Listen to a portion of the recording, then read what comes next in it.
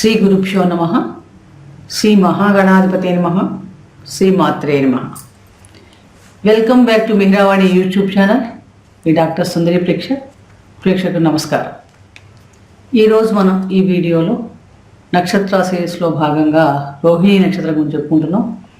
అలాగే ఇంతకుముందు 2 వీడియోలు రోహిణి నక్షత్రం లక్షణాలు, వారికి వృత్తి ఉద్యోగాలు, ఎటువంటి విద్యలు అనుకూలిస్తే అనేక విషయాలు మనం తెలుసుకున్నాం. చూసి ఉండకపోతే ఆ 2 వీడియోలు కూడా చూడండి. ప్రస్తుతం ఈ వీడియోలో మనం ఈ నక్షత్రంలో పుట్టిన స్త్రీల స్వభావ లక్షణాలు ఎలా ఉంటాయి, వీరికి 4 పాదాల వారికి జీవితంలో ఎటువంటి అనారోగ్యాలు వస్తాయి, ఎటువంటి పరిహారాలు చేసుకుంటే కనుక వీరు చక్కగా సంపూర్ణ ఆయుష్ ఆరోగ్యం పొందుతారు అనే అనేక విషయాలు మనం తెలుసుకునే ప్రయత్నం చేద్దాం. రోహిణి నక్షత్రం అన్నది మనకి వృషభ రాశిలో 4 పాదాలు ఉంటాయి.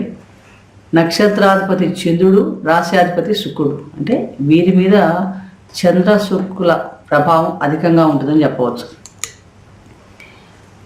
ముఖ్యంగా ఈ రోహిణి నక్షత్రంలో పుట్టిన స్త్రీలు ఎలా ఉంటారు అని చూస్తే ప్రత్యేకమైన లక్షణాలు మనకు చెప్పడం జరిగింది. వీరు మంచి అవయవ సౌష్ఠవం కలిగి చక్కగా ఆకర్షణ శక్తి కలిగి ఉంటారని చెప్పవచ్చు. అంటే వీళ్ళ ఆకర్షణ అంతా వీళ్ళ కళ్ళల్లోనే ఉంటుంది అన్నట్టు, కళ్ళతోనే వశీకరణ ఉన్నట్టుగా ఉంటారన్నమాట. వీళ్ళకి ఎవరినైనా కూడా ఆకర్షించే స్వభావం వీరి సొత్తుగా ఉంటుంది. ఈ రోహిణి నక్షత్రం ఉన్న స్త్రీలకి సహజంగా వీళ్ళది మంచి విద్య వినయ సంపన్నం కలిగిన లక్షణాలుగా ఉంటారు. ఉత్తమ జాతి స్త్రీలు పతిభక్తి అధికంగా ఉంటుంది, దైవభక్తి కూడా ఎక్కువగా ఉంటుందని చెప్పవచ్చు. వీరికి సహజంగా కొంచెం సనాతన భావాలు ఎక్కువగా ఉంటాయని చెప్పవచ్చు. కానీ ఆడంబరాలు కూడా చాలా అధికంగా ఉంటాయి. కోప స్వభావం ఎక్కువగా ఉంటుంది వీళ్ళకి. అంతలోనే ఆనందం, అంతలోనే కోపం అన్నట్టుగా, అంటే చంద్రుడి కళ్ళు ఎలా ఉంటాయో అలాంటి లక్షణాలన్నీ కూడా ఈ రోహిణి నక్షత్రం స్త్రీలకు ఎక్కువగా ఉంటాయని చెప్పవచ్చు. సున్నితమైన మనస్సు కలిగిన వాళ్ళు ఎటువంటి కష్టాన్ని కూడా తట్టుకోలేరని చెప్పచ్చు. అకస్మాత్తుగా వచ్చే కష్టాన్ని తొందరగా వీళ్ళు తట్టుకోలేని స్వభావం ఉంటుంది. బంధువర్గంలో మంచి పేరు ప్రఖ్యాతులు పొందుతారు. సంతాన సౌభాగ్యం, భోగభాగ్యాలు కూడా చక్కగా అనుభవిస్తారని చెప్పవచ్చు.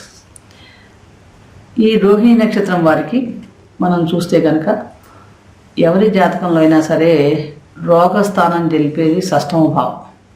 అంటే షష్టమ భావం అంటే 6వ భావం లగ్నాత్, చంద్ర లగ్నాత్ కానీ మనం పుట్టినప్పుడు ఉన్న సమయం లగ్నం ప్రకారంగా షష్టమ భావమే రోగ రుణ శత్రుభావాల్ని చూపిస్తూ ఉంటుంది. ఈ షష్టాధిపతికి కానీ షష్టమ భావానికి కానీ ఈ రోహిణి నక్షత్రం సంబంధం ఏర్పడిన రోహిణి నక్షత్రం 4 పాదాలలో పుట్టిన వాళ్ళకి కానీ సహజంగా ఈ జీవిత కాలంలో ఎప్పుడో అప్పుడు మెడికల్ ఆస్ట్రాలజీ ప్రకారం ఈ చెప్పిన రోగాలు రావడానికి అవకాశం ఎక్కువగా ఉంది. అనారోగ్యం ఎందుకంటే అందరికీ వస్తాయా అంటే అని కాదు. ఆ షష్టాధిపతి మీ జన్మజాతకంలో ఎక్కడ స్థితి పొంది ఉన్నాడు, ఎవరి దృష్టిలో ఉన్నాడు, ఎవరితో కలిసి ఉన్నాడు అన్న దాని మీద ఆధారపడి ఉంటుంది. ఇవి సాధారణంగా మనకి రావడానికి అవకాశం ఉన్నాయి అని మనకి చెప్పడం అన్నమాట. ఇవన్నీ సాధారణ ఫలితాలు. వ్యక్తిగత జాతకం చూసుకున్నప్పుడు మనకి ఇంకా దశలు ఎప్పుడు వస్తాయో తెలిసినప్పుడు ఆ సమయంలో మనం జాగ్రత్తగా ఉండొచ్చు. కానీ సహజంగా ఇటువంటి లక్షణాలు 99% ఇవైతే టచ్ అవుతుంటానికి అవకాశం ఎక్కువగా ఉంది. ఇటువంటి అనారోగ్యం దరిచేతాయి 4 పాదాల వరకు చూసినప్పుడు మొదటి పాదం వారికి ఈ రోహిణి నక్షత్రం 1వ పాదంలో పుట్టిన వారికి సహజంగా వీళ్ళకి కంఠానికి సంబంధించిన రోగాలు వస్తూ ఎక్కువగా ఉంటాయి. టాన్సిల్స్ కానీ, నాలిక పోత అంటాం కదా, అలాంటివి కానీ, గౌద పిల్లలు, జలుబు, దగ్గు తరచు ఎక్కువగా బాధపడుతూ ఉంటారు వీళ్ళు ఎక్కువగా. 2వ పాదం వారికి మటుకు కొంచెం వాత సంబంధమైన రోగాలు ఎక్కువగా ఉంటాయి వీళ్ళకి. అంటే వాపులు, శ్లేష్మ సంబంధమైన జలుబు, దగ్గు ఇలాంటివి ఎక్కువగా ఉంటాయి. కంఠాల దగ్గర కణితి అంటాం కదా, అలా కంఠ వాపు కానీ, థైరాయిడ్ కానీ ఇలాంటివి కూడా వచ్చే అవకాశం ఎక్కువగా ఉంటుంది. ఇక 3వ పాదం చూస్తే కనుక వీళ్ళకి జలుబు, దగ్గు ఎక్కువగా ఉంటుంది. అంటే గొంతులో గరగర అంటారు సరే, అలాంటిది ఎక్కువగా ఉంటుంది. ఋతు సంబంధమైన రోగాలతో కూడా ఎక్కువగా బాధపడుతూ ఉంటారు. టాన్సిల్స్, గౌదలు, వెళ వాపులు ఇలాంటివి ఎక్కువగా ఉంటాయి. అలాగే నాలుగు సంబంధించిన రోగాలు, గొంతు, నోటిపూత అలాంటివి కూడా ఎక్కువగా ఇబ్బంది పెడుతూ ఉంటాయి.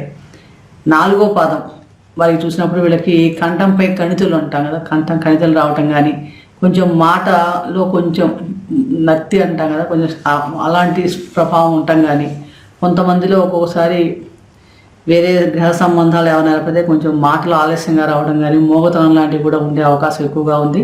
సహజంగా మానసికంగా కూడా కొంచెం అస్థిరమైన స్వభావం, చంచల స్వభావం కలిగి ఉంటారు.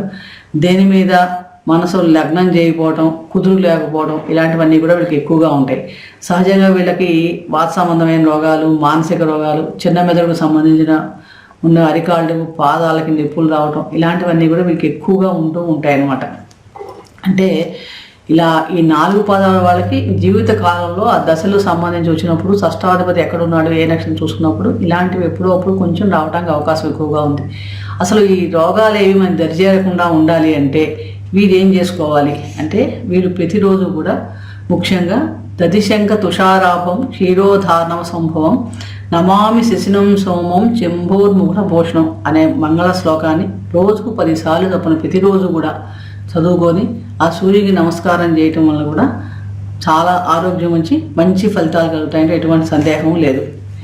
ఇక ఈ అనారోగ్య జీవితకాలంలో గ్రహస్థితులు బాగుండి ఎటువంటి అనారోగ్యం లేకుండా ఆయుష్ ఆరోగ్యంతో ఉండాలంటే ఈ నక్షత్ర జాతకాలు ఎటువంటి రెమెడీస్ చేసుకోవాలి అని చూస్తే కనుక వీళ్ళకి సహజంగా ఏంటంటే సుబ్రహ్మణ్య స్తోత్రం ఎక్కువ చేసుకోవడం, అమ్మవారి ఆరాధన, రాజరాజేశ్వరిదేవి ఆరాధన చేసుకోవడం చాలా మంచి ఫలితాలు ఇస్తుంది. వీళ్ళకి ఎక్కువగా కూడా ఎప్పుడైనా సరే అనారోగ్య సమస్యలు కానీ మానసిక సమస్యలు వచ్చినప్పుడు కృష్ణ అష్టోత్తర శతనామావళి రోజు కూడా కృష్ణ అష్టోత్తరం చదువుకోవడం కానీ, కృష్ణాష్టకం చదవటం కానీ చేయటం కూడా చాలా మంచి ఫలితాలు పొందుతారు. ముఖ్యంగా రోహిణి నక్షత్రంలో రవి సంచారం జరిగేటప్పుడు, అంటే గోచారంలో రవి కూడా రోహిణి నక్షత్రం సంచారం చేస్తూ ఉంటాడు కదా, అప్పుడు ఆరోగ్య విషయంలో కొంచెం ఆందోళన ఎక్కువ కలుగుతూ ఉంటాయి. అప్పుడు సూర్య నమస్కారాలు చేయటం వల్ల కూడా చాలా మంచి ఫలితాలు పొందుతారు. అలాగే వివిధ దశల్లో మనకి దశలు జరుగుతున్నప్పుడు గోచారం బాగోలేనప్పుడు వీళ్ళు ఎక్కువగా చిలవలతో కానీ, యవనలతో కానీ, నెయ్యితో కానీ హోమాలు ఎక్కువగా చేసుకోవడం వల్ల చాలా మంచి ఫలితాలు ఉంటాయి. కుదిరితే కనుక శక్తి ఉన్న వాళ్ళు నల్లని ఆవుని దానం చేయడం కూడా చాలా మంచి ఫలితాలు ఇస్తుందని చెప్పవచ్చు. ఇవి రెగ్యులర్గా ఇవి చేసుకోవడం, ఇప్పుడు ఇందా చెప్పిన ఆ మంగళ దర్శంగా తుషారాపం శ్లోకాన్ని పారాయణ చేయడం చాలా మంచి ఫలితాలు ఇస్తాయి. ముఖ్యంగా ఏంటంటే రాజరాజేశ్వరి అమ్మవారి ఆరాధన ఎంత చేసుకుంటే కనుక అంత మంచి ఫలితాలు ఇస్తాయి అన్నమాట అని చెప్పచ్చు వీళ్ళకి. ఈ రోహిణి నక్షత్రం వారికి, ఈ రోహిణి నక్షత్రం వాళ్ళకి సహజంగా ఏంటంటే ఈ అలంకరణ వీటి మీద మోజు, ఆ కోపాన్ని కొంచెం తగ్గించుకోవటం, దానివల్ల అనవసరమైన ఇబ్బందులు రావటం, అలాగే వీలైనంత వరకు ఈ జలుబు, దగ్గు, వాతతత్వం ఎక్కువగా ఉంటుంది కాబట్టి వీలైన మనం ఆయుర్వేద లక్షణాలకు తీసుకొని దానికి సంబంధించిన ముందు నుంచే కూడా మనం ఆరోగ్యాన్ని, ఇమ్యూనిటీ పెంచుకోవడం అంటాం కదా, అలాంటివి ట్రై చేసినా కూడా ఈ అనారోగ్యం బాధ పడకుండా ఉండటం కూడా అవకాశం ఎక్కువగా ఉంది.